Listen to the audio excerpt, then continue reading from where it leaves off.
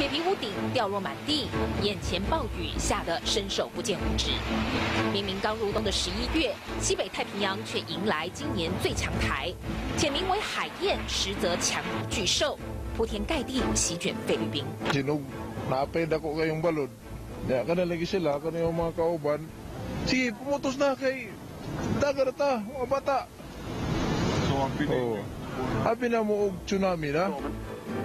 台风中心在8号凌晨登陆菲律宾中部，当时中心风速已达每小时225公里，瞬间阵风260公里，再加上行进速度快，海燕才现身，巨大能量已震撼全球。This is an engine that is in full force. Typically, they do not sustain this type of strength and energy. However, this one is just breaking all the records and becoming one of the strongest we have seen on this earth. Of course, there's many factors that determine that, but as far as winds go, this one's off the chart.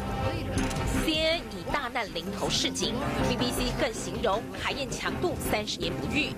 如果登陆的瞬间阵风真有达到每小时380公里，将足以名列地表史上最强风暴，且威力不输5级飓风卡翠娜。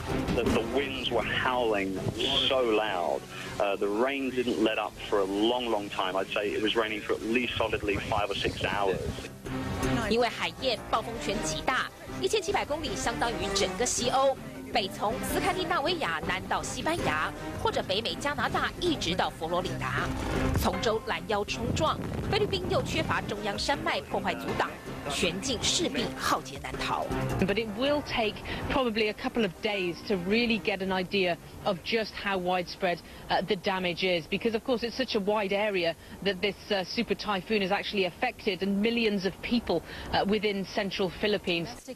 菲律宾当局第一时间疏散100万民众，因为临近河岸、滨海和山坡地区都是危险地带，初步影响人数将达2500万。Electricity poles coming down, toppled trees, landslides, and damaged houses and roofs flying off buildings. 来不及躲避的商船在临近海域搁浅，且船员们受困于动辄7到15公尺的浪高，最终都是逼不得已才跳海逃生。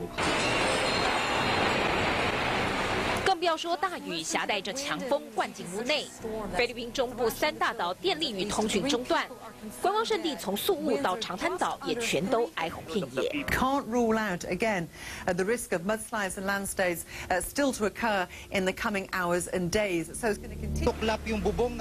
短短2天，菲律宾已如战场，房屋全垮，树木全倒。路边停放的汽车全堆叠成一摞，街头尸体横陈，到处看得见灾民抱着孩子家党逃命。